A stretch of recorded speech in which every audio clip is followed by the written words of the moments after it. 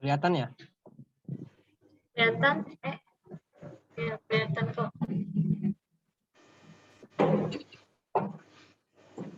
Dari atas. Berbesar Pak, sedikit lagi Pak. Sebentar ya. Pakai. Sampai 8. Apa Yumani pakai aku? Pakai. Kelihatan? Kelihatan? Set Yos itu ya. Oke, buka dulu Om Joko. Buka dulu Om Joko, apa ya buka? Oh, jorok kamu Gus. Oke. Selamat malam sebelumnya. Assalamualaikum warahmatullahi wabarakatuh. Waalaikumsalam warahmatullahi Di wabarakatuh. sini kami kelompok 1 tugas UAS MTSI dengan personil atau anggota saya sendiri Joko Sanjoyo, Natalia Olivia, dengan Mas Agus Susanto. Untuk program studi informasi Fakultas Komputer Universitas Cyber Asia dengan judul Sistem Informasi dan Komunikasi Pelayanan Kesehatan Rehabilitasi Narkoba di Recovery Center.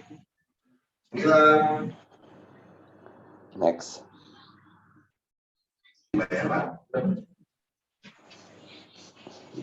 Lanjut Mas Agus.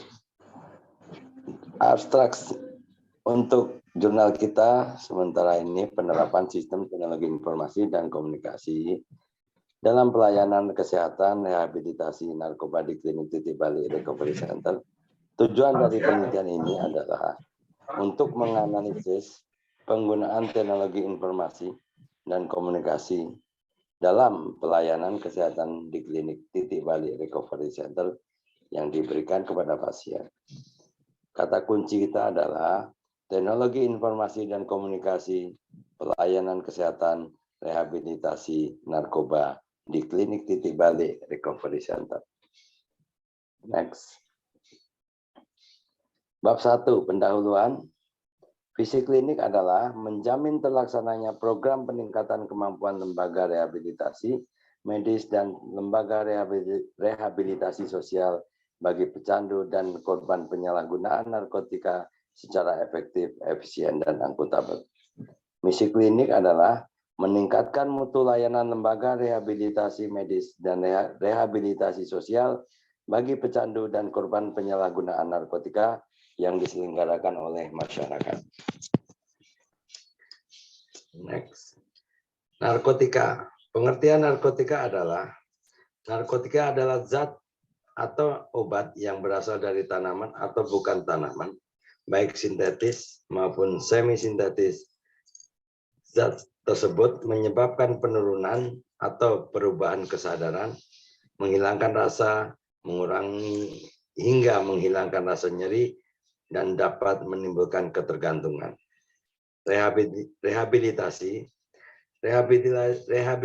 narkotika adalah sebuah tindakan represif yang dilakukan bagi pecandu narkotika. Pada pasal 56 Undang-Undang Nomor 35 Tahun 2009 tentang narkotika disebutkan bahwa pada ayat 1, rehabilitasi medis pecandu narkotika dilakukan di rumah sakit yang ditunjuk oleh Menteri. Pada ayat 2, lembaga rehabilitasi tertentu yang diselenggarakan oleh instansi pemerintah atau masyarakat dapat melakukan rehabilitasi medis pecandu narkoba setelah mendapat persetujuan Menteri. Lagi. Next. Nggak tahu zoomnya tadi kayaknya tinjauan literatur. Keluar semua. Hasil tinjauan dari Klinik Titik Balik narkoba adalah obat yang dapat menenangkan saraf, menghilangkan rasa sakit, menimbulkan rasa ngantuk yang merangsang emosional. Lebih lanjut dalam Undang-Undang RI Nomor 35 Tahun 2009 tentang narkotika dijelaskan ada 3 jenis golongan narkotika, yaitu 1. Narkotika golongan 1 adalah Harusnya kayak narkotika tadi. hanya dapat digunakan untuk tujuan mengembangkan ilmu, Nggak tahu tadi kok pengetahuan, keluar ya. dan tidak digunakan dalam terapi serta mempunyai potensi sangat tinggi mengakibatkan ketergantungan. Contoh, heroin, kokain, daun koka, opium, ganja, dan lain. Share. 2. Narkotika golongan 2 adalah narkotika yang berkhasiat untuk pengobatan, digunakan sebagai pilihan terakhir dan dapat digunakan dalam terapi atau untuk tujuan pengembangan ilmu pengetahuan serta mempunyai potensi tinggi mengakibatkan ketergantungan. Contoh, morfin, petidin, fentanyl, metadon, dan lain-lain. 3. Narkotika golongan 3 adalah narkotika yang memiliki daya aktif ringan, Di situ ada tetapi bawang. bermanfaat dan berkhasiat untuk pengobatan dan penelitian. Golongan 3 narkotika ini banyak digunakan dalam terapi dan atau untuk tujuan pengembangan ilmu pengetahuan serta mempunyai potensi mengakibatkan ketergantungan. Contoh, Seluruh layanan ganja.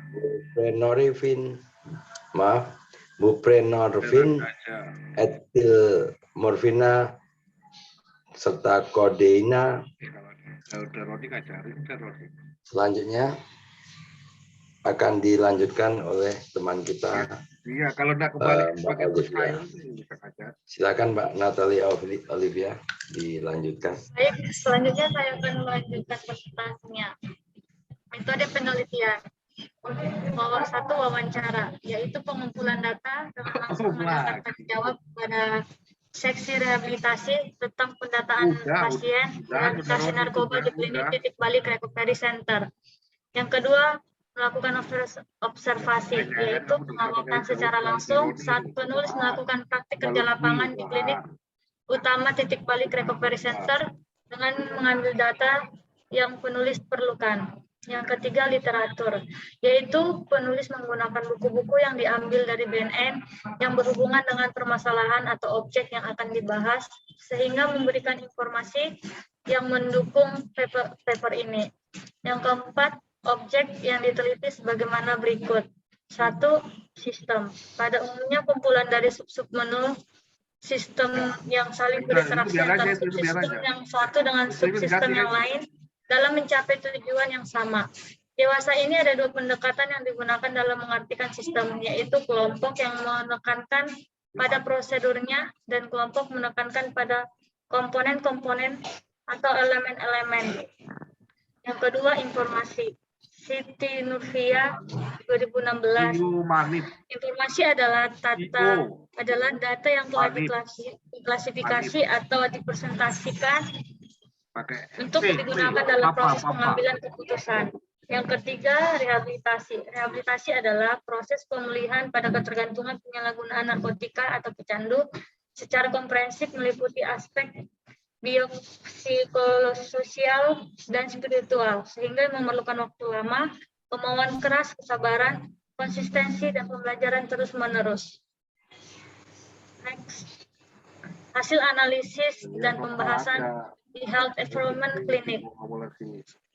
Registrasi.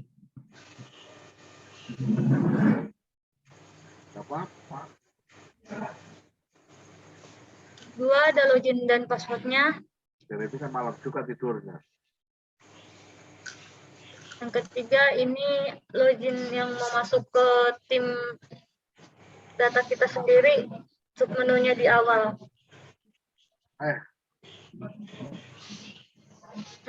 Yang keempat, ini hal kontak sistem informasi yang digunakan untuk menghubungi pasien ketika mau konsul per 2 minggu sekali. Sudah, ini mau ngajar. Ini mobil konsul ini tertera pada WhatsApp klinik untuk mengabari pasien baik secara sistem maupun secara online dari WhatsApp kita sendiri.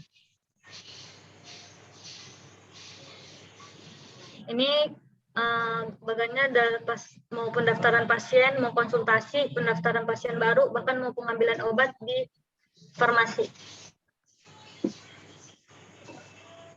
Ini kwitansi kasirnya, ada tanda cap lunas ketika sudah selesai konsul dari dokter dan ingin mengambil obat.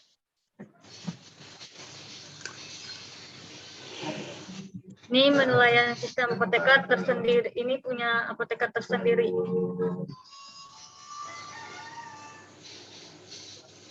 Medical device ini ada di ruangan perawat. Seperti yang kita lihat di gambar tersebut, ini digunakan oleh perawat. Tertera di ruangan perawat, ada peti gaka, ada tempat tidur, retensi darah, dan lain sebagainya. Health record data atau rekam medis. Ini dilakukan oleh dokter sendiri untuk menganamasi pasien ketika datang ke klinik kita untuk berobat atau konsultasi, dan data-datanya dicatat di sini secara manual dan tidak dilakukan secara sistem karena dokter lebih cenderung ke manual karena mereka punya catatan tersendiri dan terapinya juga akan lebih mudah untuk digali. Ini alur proses manajemen di klinik. Satu, di sini pasien datang mendaftar mulai dari administrasi. Yang kedua, mereka akan membayar konsultasi ke kasir. Next, habis itu mereka akan ke perawat untuk dianamasi ataupun tensi darah. Nah, setelah dari situ, mereka akan lanjut ke dokter dan menanyakan keluhannya dan kondisi pasien tersebut. Setelah dari situ, perawat akan mendampingi pasiennya untuk mengambil rekam medis dan mengantarkan resep ke ruang farmasi. Nah, setelah dari situ, pasien akan mendatangi farmasi untuk menanyakan obat apa aja yang akan ditebus mereka dalam jumlah berapa. Itu akan ditanyakan di farmasi. Setelah dari farmasi, pasien tersebut akan membayar obat di kasir. Dan dari kasir, mereka kembali lagi ke farmasi untuk mengambil obat yang mereka tebus.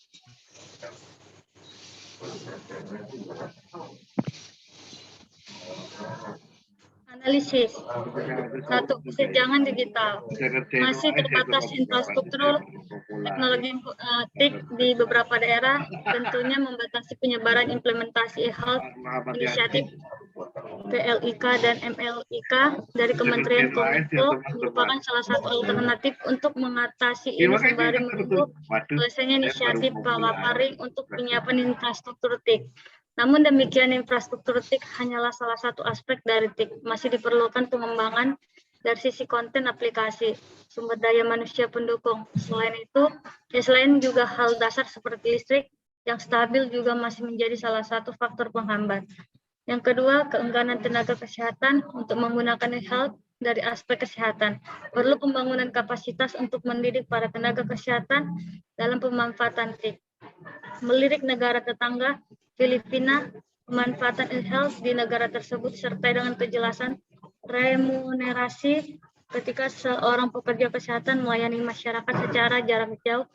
Adanya suatu forum yang melibatkan berbagai pihak terkait dengan pemerhati di bidang kesehatan dapat dijadikan untuk mitra bagi pemerintah dalam integrasi dan diakses dengan mudah.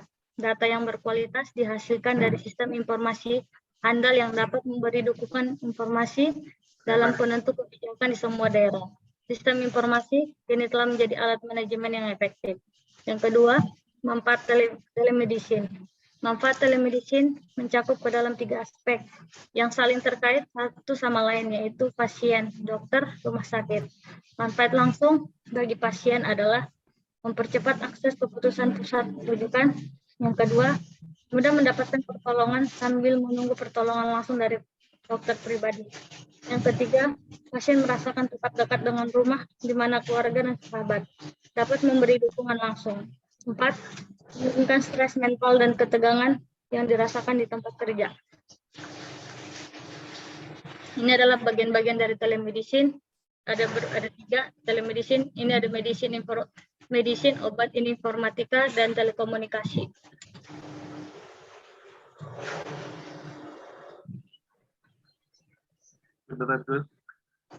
Analisis fenomena penyalahgunaan zat-zat terlarang. Ini ada dalam gambar ini yang ada digunakan, yang pasien gunakan di klinik titik balik. Ganja 40%, pasien menggunakan ganja. Sabu 30%, Sintegorilla itu 10%, lem hisap 5%, dan broken home 15%. Next dilanjutkan dengan Pak Agus. Baik, terima kasih atas kesempatan yang diberikan. Saya akan coba lanjutkan untuk tingkat literasi di klinik atau masyarakat. Bisa kita lihat bagannya sebagai berikut, bahwa untuk tingkat menganggap masyarakat yang menganggap informasi dan teknologi sebagai bagian yang tidak terpisahkan dari kehidupan itu berada di puncak grafik. Terus selanjutnya ada ICT, meningkatkan kinerja aktivitas kehidupan, ada di level kedua. Dan selanjutnya memiliki standar penguasaan dan pemahaman terhadap informasi ICT ada di level ketiga. Dan di level terakhir, tidak tahu dan tidak peduli tentang penting informasi dan teknologi. Selanjutnya penutup, yaitu kesimpulan berdasarkan hasil penelitian di klinik titik balik recovery center, penerapan TIK pada masyarakat yang membutuhkan pelayanan sudah berjalan sebagaimana berikut. Yang pertama, data yang berkualitas dihasilkan dari sistem informasi handal yang dapat memberi dukungan informasi dalam penentuan kebijakan pada pasien. Selanjutnya, perlu dilakukan pendidikan sistem informasi kesehatan bagi tenaga kesehatan. Selanjutnya, dengan aplikasi sistem informasi diharapkan pelayanan kesehatan lebih baik karena tenaga kesehatan bisa saling sharing dan tukar informasi. Saran, penerapan TIK di masyarakat bidang sistem informasi dan komunikasi pelayanan kesehatan klinik rehabilitasi narkoba bukan akhir dari aktivitas penelitian dan pengembangan sistem informasi kesehatan. Ada beberapa pencapaian yang masih diadopsi secara terbatas, misalnya sistem informasi kesehatan terintegrasi sehingga para tenaga kesehatan mampu meningkatkan kualitas pelayanan dan pihak-pihak yang terkait dalam dunia kesehatan dapat saling tukar informasi dan berbagi ilmu pengetahuan. Selanjutnya, daftar pustaka sebagai referensi kami dalam pembuatan jurnal ini. Dan terima kasih. Demikian presentasi kami terkait tugas 2 ICT literasi. Kami ucapkan terima kasih yang sebesar-besarnya kepada Ibu Vesa selaku dosen pembimbing dan rekan-rekan yang ingin mengajukan pertanyaan bisa menulis pesan di bawah deskripsi link YouTube kami nanti. Terima kasih dan kami akhiri. Assalamualaikum warahmatullahi wabarakatuh. Waalaikumsalam warahmatullahi wabarakatuh.